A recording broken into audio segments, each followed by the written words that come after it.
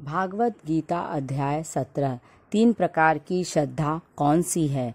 इस अध्याय में 28 श्लोक हैं। इस अध्याय में श्रद्धा, समर्पण, अर्पण की महत्ता बताई गई है। श्रद्धा के तीन प्रकार हैं, सात्विक, राजसी और तामसी। हर एक व्यक्ति में ये तीनों प्रकार की श्रद्धा मौजूद होती है। कभी ये बढ़ती है तो कभी घटती है। जिस प्रकार की श्रद्धा अधिक होती है व्यक्ति वैसा ही आचरण करता है। जो व्यक्ति राजसी और तामसी श्रद्धा का त्याग करके केवल सात्विक श्रद्धा का आश्रय ले लेता है, उसका मन ईश्वर से जुड़ जाता है और उसके आचरण में अच्छे विचार और अच्छे कामों को स्थायी तौर पर जगह मिल जाती है। अर्जुन को जब देवी और आसुरी संपत्ति का ज्ञान हो गया, भगवान ने उसे विश्वास दिला दिया कि वह दैवी संपत्ति सहित ही उत्पन्न हुआ है, अतः मोक्ष पथ का अधिकारी है। अब अर्जुन ने कहा, हे परमात्मा कृष्ण, मेरे जैसे जो लोग शास्त्र विधि नहीं जानते परंतु श्रद्धा और भक्ति से परमात्मा की पूजा करते हैं, उनका क्या होगा? वे सतोगुण, रजोगुण, तमोगुण में से किस श्रेणी में गिने जाएंगे? श्री भगवान बोले, हे अर्जुन, श्रद्धा भी तीन प्रकार की होती है, सात्विक, राजसी और तामसिक। श्रद्धा कभी शास्त्रीय ज्ञान से नहीं मिलती, शास्त्रीय ज्ञान से नहीं आती। श्रद्धा कैसे पनपती है यह मैं विस्तार से बताता हूँ। श्रद्धा मनुष्य के भीतरी मन के अनुसार आती है। सात्विक, राजसी या तामस जैसा व्यक्ति का अंतर्मन होता है वैसी ही उसकी श्रद्धा होती है। सात्विक श्रद्धा वाले लोग परमात्मा की तथा देवों की पूजा करते हैं। कुछ लोग कठोर तप करके पूजा करते हैं। वैसे तो अहंकार और भोगवाद में डूबे रहते हैं परंतु किसी बात का ही हट करके बैठ जाते हैं। अंतःकरण व्यापी परमात्मा को कष्ट देता है। यह आसुरी स्वभाव से होता है। जैसे भोजन सबकी पसंद का अलग अलग होता है, वैसे ही तप, यज्ञ और दान भी भक्तों की अलग अलग पसंद है। मन, बुद्धि, स्वास्थ्य और प्रसन्नता को बढ़ाने वाले मधुर रस भरे पदार्थ सात्विक लोगों की पसंद है। खट्टे, नमकीन, तेज मसाले युक्त पदार्थ रजोगुणी लोगों की पसंद है तथा अधपका, अधिक तीखा, मांस युक्त तथा नशा युक्त वस्तुएं हैं, वे तमोगुणी लोगों की पसंद है। इसी प्रकार फल की इच्छा से रहित शास्त्र विधि से यज्ञ कराना सात्विक जन अपना कर्तव्य समझते हैं, परंतु विशेष फल की कामना से किए जाने वाला यज्ञ राजसिक है। जो लोग शास्त्र विधि से रहित श्रद्धा भक्ति के बिना अपनी इच्छा पूर्ति के लिए अभिमान पूर्वक यज्ञ करते हैं, वे तामसिक होते हैं। मन की प्रसन्नता सहित इंद्रियों पर काबू करते हुए शांति पूर्वक परमेश्वर का चिंतन मनन करना मानसिक तपस्या होती है। फल की इच्छा से रहित शरीर, मन या वाणी से किए सभी तप सात्विक ही होते हैं। जो तप अपने बड़प्पन दिखाने के लिए यश मान पाने के लालच में किया जाता है वह तप राजसी तप है, परंतु जो तप स्वयं कष्ट सहकर तथा दूसरों को कष्ट देने के उद्देश्य से किया जाता है वह तामसी तप कहलाता है। फल की इच्छा के बिना कर्तव्य भाव से दीनहीन जनों की सेवा के लिए किया गया दान सात्विक कर्म है। जो दान अनिच्छा से तथा उपकार जताने के लिए किया जाता है उसे राजसी दान कहते हैं। जो दान अपमानजनक ढंग से बिना जरूरत के कुपात्र को तथा असमय में दिया जाता है वह तामसिक दान कहलाता है। हरि ओम तत्सत, ओम की ही परमात्मा का नाम है तथा वही सत्य है। उसी पर ब्रह्म परमात्मा ने सृष्टि बनाई, उसी ने वेद और यज्ञ की रचना की। इसीलिए वैदिक नियम के अनुसार सत्य महात्मा प्रत्येक मंत्र का प्रारंभ ओम से करते हैं। फल की इच्छा से रहित यज्ञ, तप, दान आदि सभी क्रियाएं परमात्मा को शास्त्र विधि से अर्पित की जाती है तो वे तत् कहलाती हैं। तत् को ही सत माना गया है। हे पार्थ, परमात्मा सगुण है तथा निर्गुण भी, निराकार भी है और स्वेच्छा से साकार भी हो सकता है। वही सत है क्योंकि उसकी सत्ता कभी भी समाप्त नहीं होती है। इसीलिए ओम ही तत् है और वही सत है। भागवत गीता अध्याय 18 संन्यास योग से मोक्ष प्राप्ति। इस अध्याय में 78 श्लोक हैं और यह गीता का सबसे बड़ा अध्याय है। इसमें कर्तव्य कर्म के बारे में विस्तार से प्रकाश डाला गया है। कर्तव्य करना मनुष्य का धर्म है। बिना कर्तव्य के मनुष्य न तो सांसारिक व्यवहार कर सकता है, न आध्यात्मिक लाभ पा सकता है। कर्तव्य कर्म कैसे किए जाएं कि मनुष्य उनमें बंधे भी नहीं और वह ईश्वर से जुड़ा रह सके। किसान जीवन यापन के लिए खेती करते हैं, पंडित जो है पूजा पाठ करते हैं, नौकरी पेशा लोग दफ्तर में काम करते हैं। ये सभी आवश्यक कार्य हैं। इसी प्रकार अन्य बहुत से कार्य हैं जो अनासक्ति भाव से करना मनुष्य के लिए अनिवार्य है। अर्जुन ने भगवान से पूछा, हे महाभाव, मैंने यज्ञ तप दान के प्रकार और विधि तो जान लिया है। हे अंतर्यामी, संन्यास और त्याग को अलग अलग जानना चाहता हूँ। भगवान श्री कृष्ण बोले, इस विषय में ज्ञानी जन का मत मैं तुम्हें सुनाता हूँ। कुछ ज्ञानी इच्छायुक्त कर्मों के त्याग को संन्यास कहते हैं तथा कुछ अन्य विद्वान सभी कर्मों के फल त्यागने को संन्यास मानते हैं। कुछ का विचार है कि कर्मों से ही सब प्रकार के दोष होते हैं, अतः सभी प्रकार के कर्मों को त्यागना ही संन्यास है। फिर भी अनेक ज्ञानी जन यज्ञ दान तप आदि कर्मों को संन्यास के बाद भी आवश्यक मानते हैं। हे पार्थ, पहले तुम त्याग के विषय में जानो। तीनों गुणों के अनुसार त्याग भी सात्विक, राजसिक और तामसिक प्रकार के होते हैं। यज्ञ दान तप तथा तप जैसे पवित्र कार्यों का त्याग कभी नहीं करना चाहिए। सन्यासी और गृहस्थी को भी सात्विक कर्म मानकर इन्हें करते रहना चाहिए। ध्यान रहे कि फल की इच्छा के बिना किए यज्ञ तप और दान की सात्विक तथा करणीय है। फल की इच्छा से किए गए शुभ कार्य भी त्यागने योग्य है। निर्धारित कर्मों का त्याग करने की आवश्यकता नहीं। यदि कोई व्यक्ति आलस्यवश या मेहनत से बचने के लिए कर्तव्य कर्म त्याग देता है तो वह राजसी त्याग है, इसका सुफल नहीं होता। जबकि मूर्खतावश कोई भी कर्म त्याग कर व्यक्ति ज्ञान के बिना, भक्ति के बिना त्याग करे तो तामसिक त्याग माना जाता है। हे अर्जुन, सच्चा त्यागी वह होता है जो अशुभ कार्यों का स्वेच्छा से त्याग कर दे तथा शुभ कार्यों को फल की आसक्ति के बिना संपन्न करता है। सच तो यह है कि शरीरधारी मनुष्य कर्मों को कभी त्याग ही नहीं कर सकता। अतः कर्म तो करना, परंतु फल की इच्छा को त्याग देना ही श्रेष्ठ त्याग है। यदि व्यक्ति फल की इच्छा बनाए रखता है तो शरीर छोड़ने के बाद भी उसे अगले जन्म लेकर शुभ अशुभ फल भोगने ही पड़ते हैं।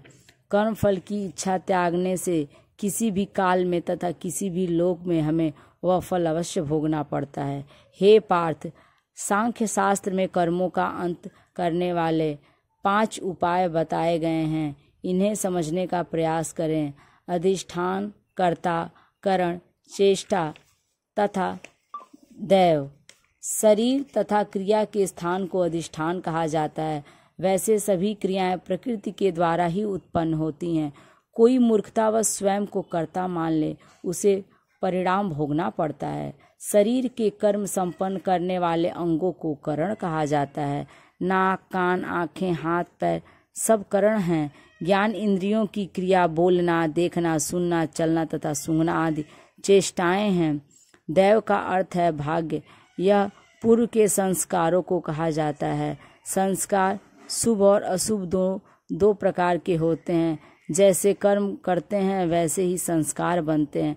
जैसे संस्कार होते हैं उसी के अनुसार प्रारब्ध बन जाता है। ये 5 कारण ही प्रत्येक कर्म में सहयोगी होते हैं। जो केवल जीवात्मा को ही कर्ता समझते हैं वे भ्रम में हैं। हे धनंजय, जो व्यक्ति स्वयं को कर्ता नहीं मानता और अपने सब कर्तव्य फल की इच्छा के बिना करता है, वह वास्तव में अनेक प्राणियों को मारकर भी पाप नहीं करता। वह न किसी को मारता है न मारा जाता है। वह यही समझता है कि कर्ता वह नहीं कोई और ही है, तो उस कर्म का फल भी वही भोगेगा। कर्म करने की 3 प्रेरणाएं हैं, ज्ञान, ज्ञेय तथा ज्ञाता। उनमें कर्म करने की प्रेरणा प्राप्त होती है, जबकि कर्ता करण और क्रिया से कर्म संग्रह होते हैं। शास्त्रों में ज्ञान, कर्म और कर्ता के तीन तीन भेद बताए गए हैं, उन्हें भी समझ लो। ज्ञान के तीन भेद हैं। सात्विक ज्ञान वह है जिसमें कर्ता मनुष्यों ही नहीं, पशु पक्षियों तथा कीट पतंगों में भी उस अविनाशी ब्रह्म के दर्शन करता है। जब व्यक्ति सभी प्राणियों में ईश्वर को देखता है परंतु भिन्न रूप में देखता है, तब तामस ज्ञान होता है। जिस ज्ञान से मनुष्य स्वयं को ही ब्रह्म मान लेता है परंतु अपने शरीर को ही ईश्वर मानता है, उसी में आसक्त रहता है, अपने बल और ज्ञान का अहंकार दिखाता है, तब वह तामसिक ज्ञान होता है। इसी प्रकार कर्म के भी तीन भेद होते हैं। पहला है सात्विक कर्म, शास्त्रों द्वारा निर्धारित कर्म, जिन्हें करने वाला कर्तापन के अहंकार से रहित तथा राग द्वेष और फल की इच्छा का त्याग करके कर्म किया जाता है, वह कर्म सात्विक कहा जाता है। राजस कर्म, जो कर्म सुखों की इच्छा से तथा अभिमान पूर्वक दिखाने के लिए किए जाते हैं, वे राजस कर्म हैं। तामस कर्म, जो कर्म अज्ञानतावश परिणाम विचारे बिना हिंसा तथा उत्तेजना पूर्वक किए जाते हैं, वे सब तामस कर्म हैं।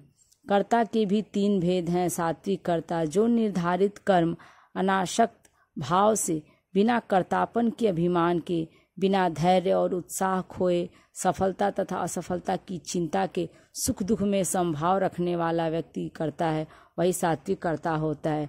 राजस कर्ता, कर्मफल की इच्छा रखकर लोभ या पद यश पाने की भावना से जो व्यक्ति कर्म करता है, वह राजस कर्ता होता है। तामस कर्ता, जब कोई असावधान रहकर घमंड से, लोभ से, बदले की भावना से, दुख या अशांत मन से कर्म करता है, तो वह तामस कर्ता कहलाता है। हे धनंजय, इन्हीं तीन गुणों के आधार से धारणा शक्ति को भी तीन भेदों में बांटा गया है। अतः बुद्धि भी तीन प्रकार की होती है। हे पार्थ, निर्धारित कर्मों को अकर्ता भाव से करना प्रवृत्ति है तथा विरक्त होकर फल की चाह के बिना उदासीन होकर करना निवृत्ति है। स्वयं को अकर्ता मानते हुए भक्ति भाव से सब कर्म करने वाले बुद्धि सात्विक बुद्धि होती है। धर्म और अधर्म, कर्म और अकर्म का भेद न कर सकने वाली बुद्धि राजसी बुद्धि होती है। परंतु सदा अधर्म कार्यों में लगी, शास्त्रीय निर्देशों के विपरीत चलने वाली तथा असंयमित होकर कार्य करने वाली बुद्धि तामसी बुद्धि कहलाती है। हे पार्थ, हर स्थिति में समान भाव रखकर ईश्वर को ही सब कुछ मानकर संयम पूर्वक धैर्य रखने की वृत्ति को सात्विक वृत्ति कहते हैं। अपने स्वार्थ एवं कामनाओं की पूर्ति के लिए धर्म अर्थ काम का उपयोग कर लेने वाली धृति राजसी है, परंतु दूषित बुद्धि से आलस्य, नींद, चिंता, दुख, भय आदि को अपने नित्य के व्यवहारों में बनाए रखना तामसी धृति होती है। हे अर्जुन, अब सुख के भेदों को भी जानो, सात्विक, राजसी और तामसी। सात्विक सुख वह माना गया है जो परमात्मा की प्राप्ति के लिए किए गए तप, भजन और कठोर अभ्यास के पश्चात प्राप्त होता है। परमात्मा की भक्ति से जो आनंद स्वरूप में मिलता है, जो सुख विषयों के संयोग से मिलता है, भोग काल में तो वह बहुत रमणीय लगता है, परंतु परिणामतः पछताना पड़ता है, वह सुख राजसी सुख है। जो सुख आरंभ से अंत तक नींद, आलस्य और नशे से मिलता है, वह अज्ञान और मोह में ही भ्रमित रहने वाला होता है, वह तामस सुख कहलाता है। हे धनंजय, समझने की बात यह है कि पूरी सृष्टि में स्वर्ग तक में भी ऐसी कोई शक्ति नहीं है जो प्रवृत्ति के इन तीन गुणों से प्रभावित न हो, किसी एक गुण की ही प्रधानता होती ही है। हे अर्जुन, कर्मों के अनुसार संस्कार पड़ते हैं, संस्कार से स्वभाव बनता है। इन गुणों के आधार अनुसार ही अर्थात कर्मों के अनुसार वर्ण विभाजन होता है। स्पष्ट कहा गया है कि वर्ण विभाजन जन्म से नहीं, कर्म और स्वभाव से होता है। हे धनंजय, जब मन पर काबू करके कष्टों में भी धर्म पालन का स्वभाव रहे, शास्त्र अध्ययन में रुचि, यज्ञ पूजा व्रत अनुष्ठान में रुचि हो, ईश्वर में श्रद्धा हो, तो वह ब्राह्मण वर्ण माना जाता है। यदि वीरता, युद्ध में प्रवीणता, दानशीलता हो तथा शासन का स्वभाव हो तो वह क्षत्रिय वर्ण कहलाता है। व्यापार, खेती बाड़ी आदि से धन कमाने वाला वैश्य वर्ण है तथा तीनों वर्णों की सेवा को तत्पर स्वभाव शूद्र वर्ण कहलाता है। जिसका जैसा स्वभाव हो वह उसी वर्ण में गिना जाता है। सभी वर्ण परमात्मा की पूजा अर्चना साधना के द्वारा परमात्मा को पा सकते हैं। हे धनंजय, सारी सृष्टि के रचने वाले परमात्मा को प्राप्त करने का अधिकार सबको है। अपना कर्तव्य पालन करते हुए उस परमेश्वर को ही कर्ता और स्वयं को अकर्ता मानकर निस्वार्थ भाव से जगत में व्यवहार करें तो वह किसी भी वर्ण में हो प्रभु को पा सकता है। अपने कर्तव्य का पालन करते हुए पाप लगने की आशंका नहीं रहती, उसका पालन उत्तम होता है। दूसरे का धर्म पालन करने में दोष हो सकता है, अतः पाप होने की संभावना बनी रहती है।